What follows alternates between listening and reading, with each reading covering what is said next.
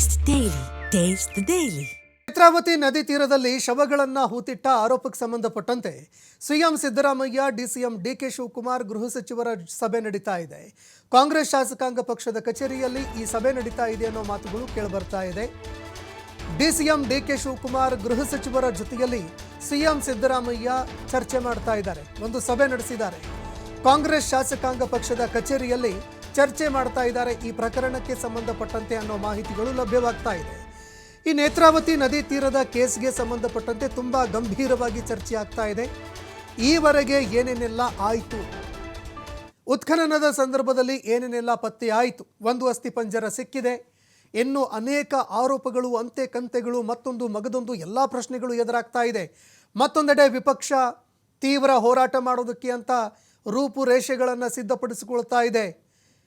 ಮತ್ತೊಂದೆಡೆ ನೇರವಾಗಿ ಅದೇ ಸ್ಥಳಕ್ಕೆ ಹೋಗೋದಕ್ಕೂ ಕೂಡ ಬಿಜೆಪಿ ನಿರ್ಧಾರ ಮಾಡಿತ್ತು. ಹೀಗಾಗಿ ಇದಕ್ಕೆ ಸಂಬಂಧಪಟ್ಟಂತೆ ಚರ್ಚೆ ನಡೀತಾ ಇದೆ ಗಂಭೀರವಾಗಿ.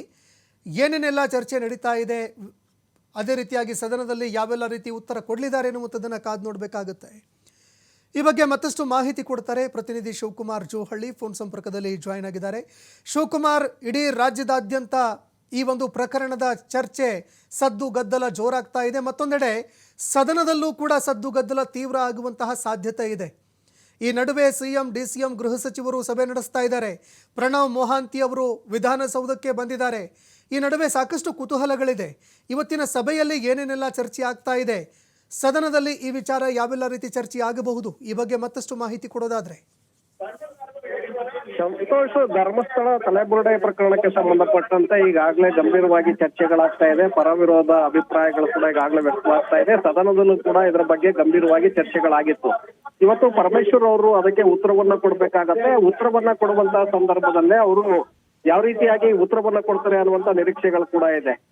SIT ತನಿಖೆ ವಾಪಸ್ ತೆಗೆದುಕೊಳ್ತಾರ, ಗುಂಡಿ ಅಗಿಯೋದಕ್ಕೆ ಬ್ರೇಕ್ ಅನ್ನ ಹಾಕ್ತಾರ ಅನ್ನುವಂತಹ ಚರ್ಚೆಗಳು ಇರುವಂತಹ ಸಂದರ್ಭದಲ್ಲಿ ವಿಧಾನಸೌಧದ ಮುಖ್ಯಮಂತ್ರಿಗಳ ಕಚೇರಿಯಲ್ಲಿ ಸಿಎಂ, ಡಿಸಿಎಂ ಹಾಗೆ ಗೃಹ ಸಚಿವ ಪರಮೇಶ್ವರ್ ಅವರು ಸಭೆಯನ್ನ ಮಾಡ್ತಾರೆ.